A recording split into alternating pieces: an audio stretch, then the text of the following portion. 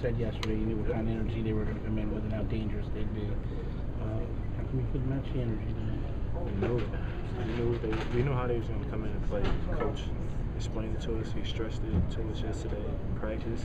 He stressed it again before in pregame. We broke them down, went through their stuff, and we just didn't bring it tonight. The effort was much higher than ours. They showed us to every loose ball. Made big shots when they needed them. We got it to 10, but that wasn't enough. We had to keep trying to play and keep trying to push through. There's a point in that first half where we got 5 assists to their 15. Again, the ball movement thing reared its ugly head. It's just, when that ball get popping around, if you go from one sideline to the other, there's always going to be somebody with an open shot. And early on, that's what it seemed like that's what happened. Wade got to the basket easy, he found guys, he also made open shots. With the assisting, what kind of prevents the ball from moving? Are people trying to shoulder the responsibility to score themselves too much, or? I just think, usually with the assisting, that when guys are open, you gotta take shots.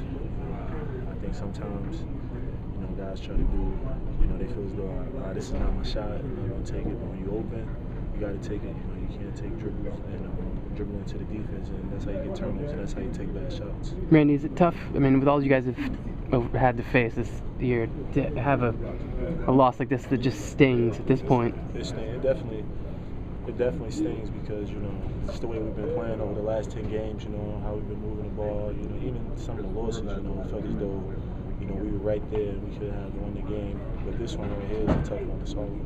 What types of things did they do defensively besides kind of really get at you with energy? What types of things did they do to kind of They take away your first 2 options. So you gotta be able to, after they take away the first guy coming off the pick and roll, they take away the pop guy. After that, the next guy who get the ball have to be ready to shoot, because if he go back into the teeth of the defense, then it's going to be a turnover. It's going to be a bad shot. You seem like you were shooting a lot, early in the game, maybe taking those open shots off the pick and roll. How much of that was kind of the whole point of the play? How much of that was just there's another option? Say the question again. It seemed like you were shooting the ball a lot, off those picks early in the game. How much of that was kind of the point of the play, or how much of that was them closing out the other options? It's Antoine, man. Whenever Antoine set a screen for you, if he said if you stay there and you wait, you're gonna get an open shot. Like, I come off sometime, so naked, I'm looking back and I'm like, man, where's my man at? and just stopping and just pulling up for an open shot, because they're not leaving him. If you leave him, they trying to X him out. They basically saying, go ahead, Foye, make a play. If you make the shots, we live with it, but we can't let Antoine Jameson get going.